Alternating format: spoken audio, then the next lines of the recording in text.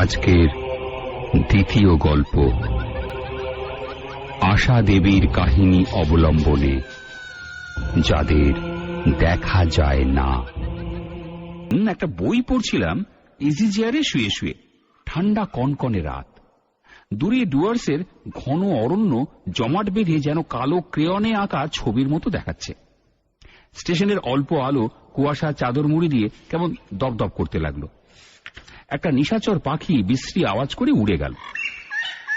টেবিলের জ্বলন্ত লণ্ঠনটা দপদপ করে খানিকটা কালি তুলে হঠাৎই নিভে গেল।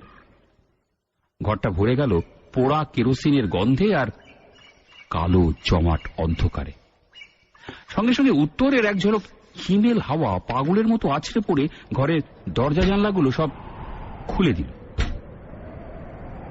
চমকে উঠে আমি মাথার তলায় রাখা দেশলাইটা খুঁজতে লাগলাম আতিপাতি করে। কোথায় গেল দেশলাইটা?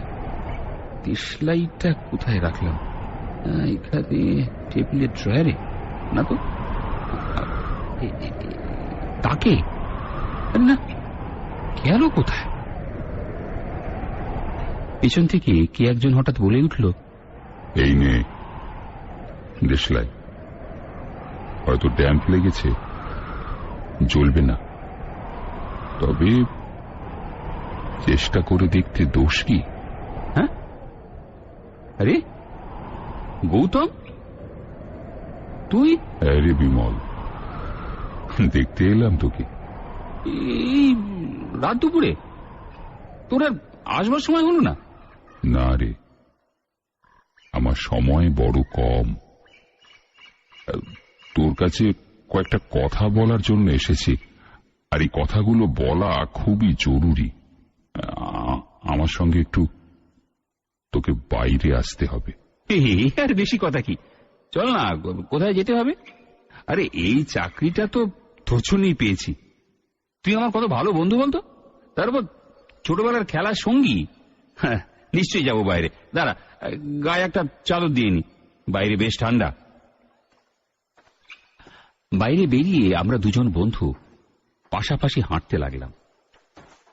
কিন্তু গৌতম কেন যেন একটু দূরে দূরে আমার থেকে একটা তফাৎ বাঁচিয়ে চলতে লাগলো। হঠাৎ লক্ষ্য করলাম গৌতমের গা খালি। ঠান্ডার মধ্যে খালি গায়ে গৌতম হাঁটছে কি করে? এগিয়ে গৌতম, তোর গায়ে তো কিছু নেই, তোর শীত লাগছে না? নে, আমার এই চাদরটা নে। গৌতম কিছু না বলে আমার দিকে স্থির দৃষ্টিতে তাকিয়ে রইল কিছুক্ষণ, তারপর বলল, না, আমার শীত লাগে না, চাদরটা তুই রাখ। গৌতমের দৃষ্টিতে কি একটা ছিল জানি না, আমি যেন কেমন হতবাক হয়ে গেলাম। কিছু যে বলবো তাও পারলাম না। চুপ করে হাঁটতে লাগলাম। রাতের ঘন অন্ধকারে গৌতমকে ভালো করে দেখা যাচ্ছিল না। অনুমানে বুঝছিলাম সে আমার সঙ্গেই আছে। খানিকটা দূরে দুটো পাশাপাশি পাথর রাস্তার ওপরই পড়েছিল। গৌতম নিজে একটার ওপর বসে অন্যটা আঙুল দিয়ে আমাকে দেখিয়ে দিয়ে বলল, এখানে বস, দরকারি কথাটা এখানেই সেরে নি। তুই কিন্তু কোনো প্রশ্ন না করে আমার সব কথা আগে ভালো করে শুনবি। হ্যাঁ হুঁ করবারও দরকার নেই। তারপর ভেবে চিনতে বন্ধুর জন্য যা পারিস করবি। আচ্ছা বেশ তো গৌতম, বল না কি বলবি। আমি একটা ব্যবসায়ী ফার্মে চাকরি করতাম। ওরা আমাকে অনেক টাকা মাইনে দেবার প্রতিশ্রুতি দিয়েছিল। কিছুদিন সেখানে কাজ করবার পর আমি বুঝতে পারি ওরা সৎভাবে টাকা রোজগার করে না, বরং খুবই অসৎ পথ বেছে নিয়েছে টাকা করবার জন্য। এই ব্যাপারটা আমার একেবারেই পছন্দ ছিল না। এইটা ওরা বুঝতে পেরে আমাকে তাদের টাকার একটা মোটা অংশ দিয়ে আমার মুখ বন্ধ করে দিতে চেয়েছিল, কিন্তু আমি ওদের ওই পাপের টাকা একেবারেই নিতে চাই, বরং আমাকে সব টাকার অংশ দিতে চাইলে আমি চাকরি ছেড়ে দেব বলি। তখন ব্যাপারটা আরো ঘোরালো হয়ে ওঠে। ওরা আমাকে নজরবন্দি করে একটা ঘরে আটকে রাখে। একদিন আমি গভীর আমি রুদ্ধশ্বাসে গৌতমের কথাগুলো শুনছিলাম, আর শুনছিল নিথর আকাশ, নিশুতি রাত, ঘুমন্ত বন, মাঝে মাঝে রাত চড়া পাখির আওয়াজ আর বাতাসে ঝাউবনে শনশন শব্দ ছাড়া আর কিচ্ছু শোনা যাচ্ছিল না। পাশে তাকিয়ে দেখলাম গৌতম আমার থেকে বেশ দূরেই বসেছে। কেন? আমার কাছে এসে বসলে কি দোষ হতো? আমি কথা বলতে যাব, ঠিক তখনই গৌতম বুক ভরে নিঃশ্বাস নিয়ে ক্লান্ত ধরা গলায় আবার বলতে শুরু করল, সেই লোকগুলো হঠাৎ একদিন আমাকে বলল, অনেকদিন ধরে বন্দি আছো, চলো আজকে একটু বেরিয়ে আসবে। ঘুমন্ত আমাকে শীতের রাতে ঘুম ভাঙিয়ে তুলে বেড়াতে নিয়ে যেতে চাওয়ায় আমি ভয়ে চমকে উঠেছিলাম, কিন্তু সে ভাব প্রকাশ না করে খুব ঠান্ডা গলায় বলেছিলাম, এত রাতে বেড়াতে যাওয়া থাক না, আজ অন্য আরেকদিন যাওয়া যাবে। কিন্তু ওরা আমাকে ছাড়েনি, জোর করে গাড়িতে তুলেছিল।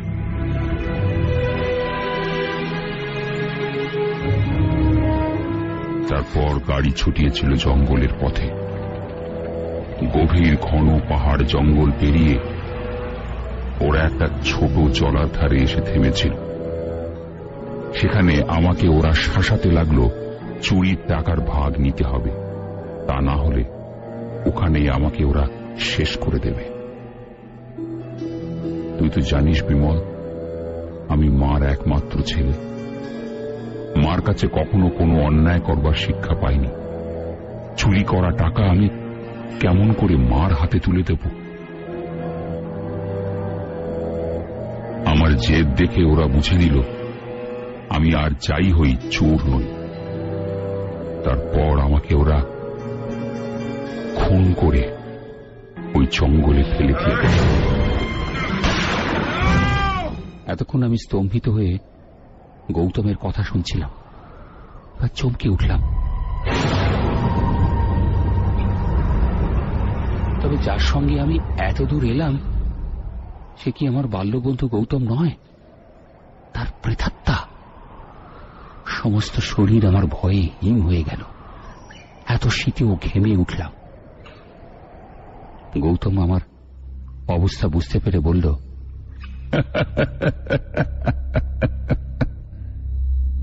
ভয় পাস না, তোর তো আমি কোনো ক্ষতি করব না। আমি শুধু তোর একটু সাহায্য চাই, করবে? আমি সাহসে ভর করে বললাম, হ্যাঁ হ্যাঁ, বল বল না, কি সাহায্য করতে হবে তোকে? আমি তো আমার মার কাছে যেতে পারবো না, কারণ মা যদি বুঝতে পারেন আমি আর নেই, তাহলে তিনি আর বাঁচবেন না। আজ কদিন থেকেই মনে মনে কি যেন বুঝে মা ঘরে শুয়ে শুয়ে কাঁদছেন। তুই গিয়ে আমার নাম করে এই টাকা কটা ওর হাতে দিবি, বলবি গৌতম দিয়েছে, আর কিচ্ছু বলতে হবে না। আর ওই পাথরের পাশে আমার ডেড বডিটা পড়ে আছে, আর ওই চোরেদের সব কথা পুলিশের কাছে। আর ওকে দেখা গেল না।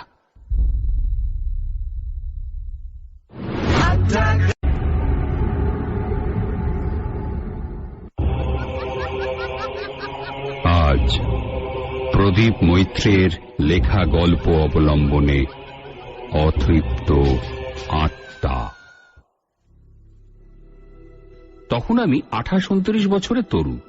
ইতিমধ্যে বিজ্ঞানের অধ্যাপনার কাজ আরম্ভ করেছি। সে সময় আমি বেশ গোঁড়া, অবিশ্বাসী এবং বিজ্ঞান ভক্ত ছিলাম। ভূতে বিশ্বাস করা দূরে থাক, এমনকি নিজেদের ধর্মীয় আচার অনুষ্ঠানকেও আমি তখন অশ্রদ্ধার চোখে দেখতে শুরু করেছি। এমনই এক সময়, একবার পুজোর সময় লখনৌ থেকে আমার এক বন্ধুর বাবা চিঠি পেলাম।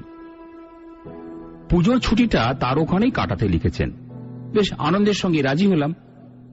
তারপর একদিন তল্পিতল্পা নিয়ে ট্রেনে চেপে বসলাম।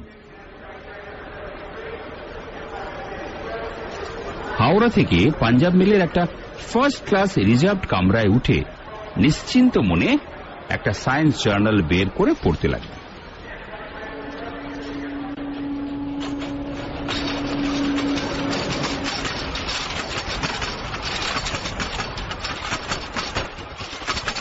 দেখতে দেখতে রাত্রি এলো।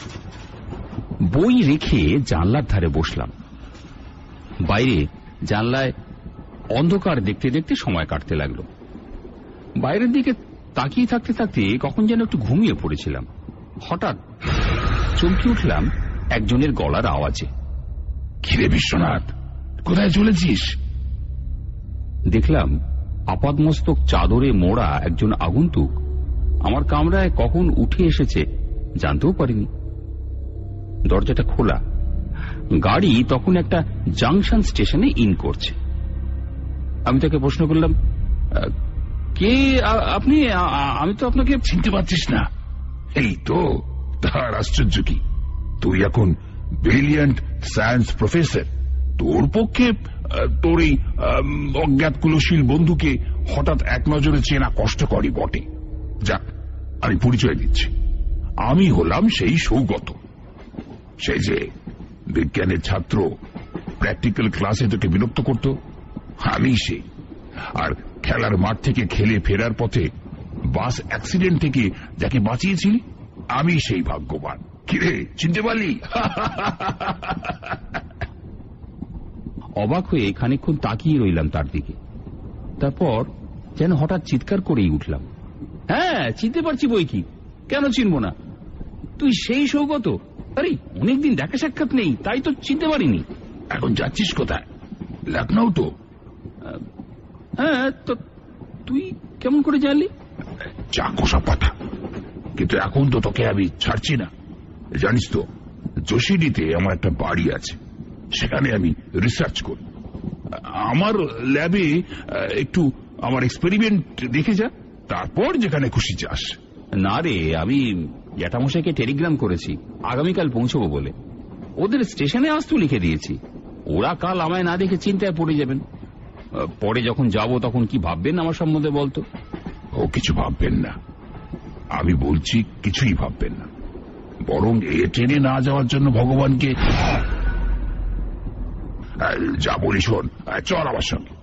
আমার ফাইনাল এক্সপেরিমেন্টটা অসম্পূর্ণ থেকে গেল, সেই রিপোর্টটা তোকেই দেব। দেখ তুই কি করতে পারিস। মাথা মুন্ডু কিছু বোঝার শক্তিও যেন আমার লুপ্ত হয়ে গেছে। তাই বলেই ফেললাম, বেশ, তবে তাই হোক। যোশীডি স্টেশনে গাড়ি থামতেই সৌগত কেমন যেন ব্যস্ত হয়ে পড়ল। তারপর আমার সুটকেসটা তুলে নিয়ে আমায় বলল, আয় আমার সঙ্গে আয়, খুব কাছেই বাড়ি, চলে আয়। কিছুক্ষণ পর ইউক্যালিপটাস ঘেরা ওর বাড়িতে পৌঁছে গেলাম।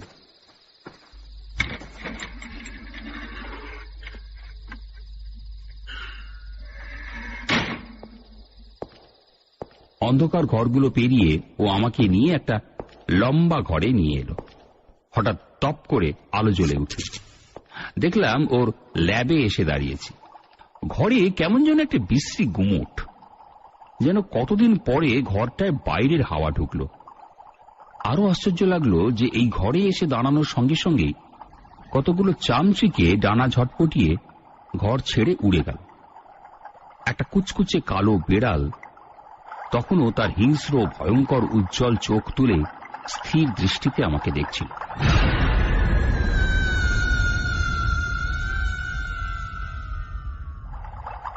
সৌগত তাকে তাড়া দিয়ে বলল,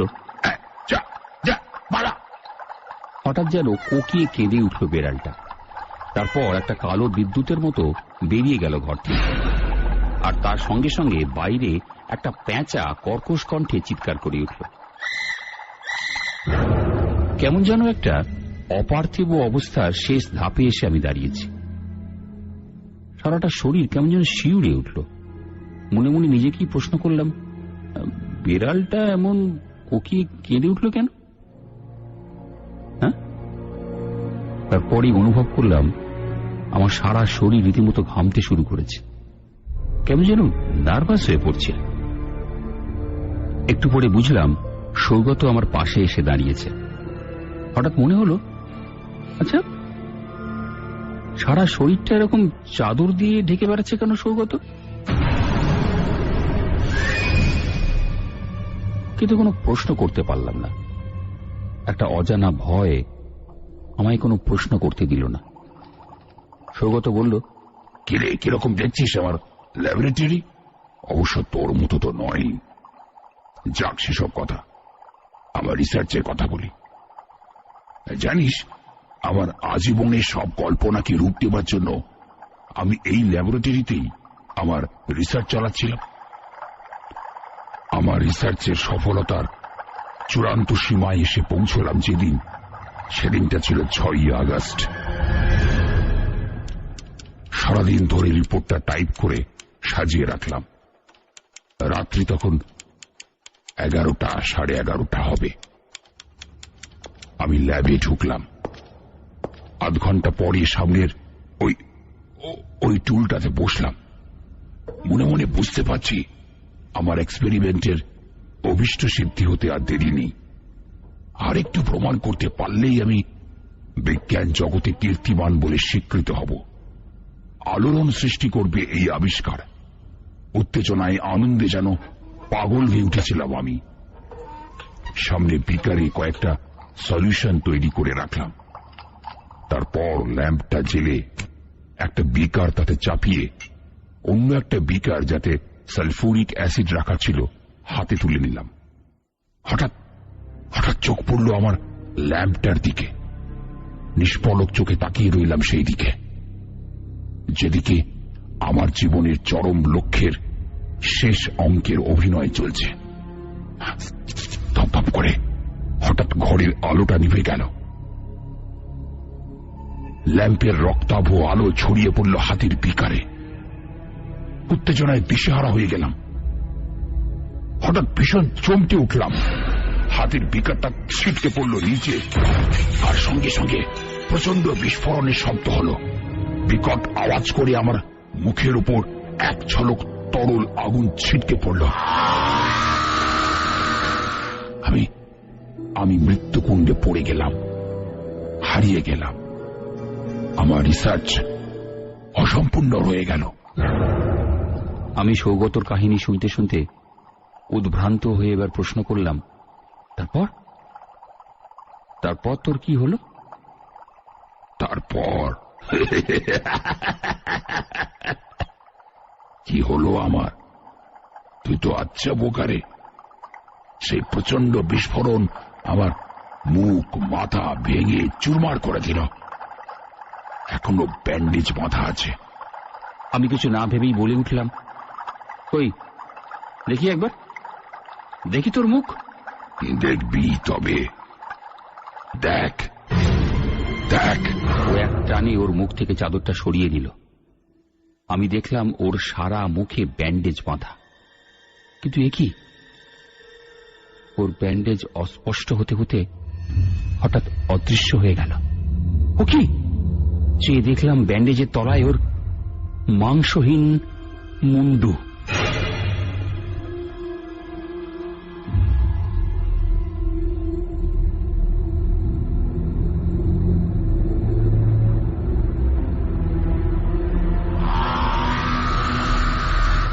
পারলাম না। জ্ঞান হারাবার আগের মুহূর্তে দেখলাম সেই বেড়ালটা তার জ্বলন্ত চোখ তুলে আমার পাশে এসে দাঁড়িয়েছে। তারপর আর মনে নেই।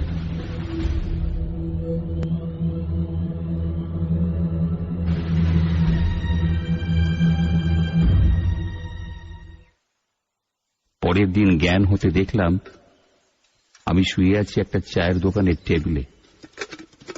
আমি জিজ্ঞাসা করলাম,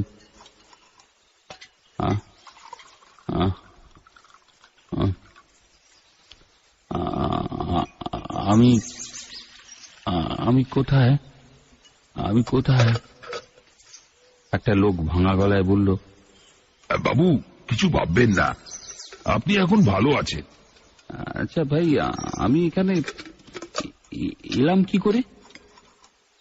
সে যা বলল তা হলো, আজ ভোরে ওর দোকানে দুধ দিতে আসার সময় গোয়ালা আমাকে ওই দানো বাড়ির গেটে অজ্ঞান অবস্থায় দেখে তারপর সে আমাকে তুলে নিয়ে এখানে আসে। হ্যাঁ, সে আমার সুটকেসটাও সঙ্গে নিয়ে এসেছিল। আমি অবাক হয়ে প্রশ্ন করলাম, আচ্ছা, আমার সুটকেস তো ঘরের মধ্যে ছিল, ওটাও পেল কি করে? তা তো জানি না বাবু, গাঙ্গু বলল যে বাবুর পাশে এই সুটকেসটা ছিল। ভেবে কুলিয়ে উঠতে পারলাম না আমার সুটকেসটা কি করে বাড়ির বাইরে চলে এলো। আমি চায়ের দোকানদারকে বললাম, ভাই, অনেক ধন্যবাদ তোমাদের, এখন যদি একটা টাঙা ডেকে দাও তো খুব উপকার হয়। হ্যাঁ বাবু, হ্যাঁ হ্যাঁ, নিশ্চয়ই দেব। এই রামহারি, এক টাঙা বুলাও তো জলদি। আমি পকেটের মানিব্যাগ থেকে কয়েকটা নোট তাকে দিতে গেলাম, কিছুতেই সে দিল না। ইতিমধ্যে টাঙা এসে গেল। সুটকেস নিয়ে তাতে চড়ে বসলাম। যোশীডি স্টেশনে পৌঁছে শুনলাম ট্রেন চলাচল বন্ধ আছে। কাল রাত্রে পাঞ্জাব মেল শিমুলতলা স্টেশনের কাছে দুর্ঘটনায় পড়েছে। এখন শুধু রিলিফ ট্রেনের ব্যস্ততা। ভীষণ চমকে গেলাম খবরটা শুনে। তবে কি অনেকদিন আগে বাস অ্যাক্সিডেন্ট থেকে সৌগতকে বাঁচানোর প্রতিদান সেইভাবে আমাকে দিয়ে গেল? মনটা খুব খারাপ হয়ে গেল। হঠাৎ কি মনে হলো, সুটকেসটা খুললাম। আবার চমকানোর পালা। পড়ে দেখি একটা টাইপ করা অসম্পূর্ণ রিসার্চ রিপোর্ট। মনে পড়ে গেল সৌগতর কথা। আমার রিপোর্টটা অসম্পূর্ণ রয়ে গেল, দেখ তুই কিছু করতে পারিস কিনা। আবার চিন্তায় পড়লাম, ওর অসম্পূর্ণ রিসার্চকে সম্পূর্ণ করবার জন্যই কি ও আমাকে বাঁচালো, নাকি উপকারী উপকার করার দায়িত্বে ওর আত্মাকে আবার শরীর ধারণ করতে হলো? কে আছে যে এই প্রশ্নের জবাব দেবে?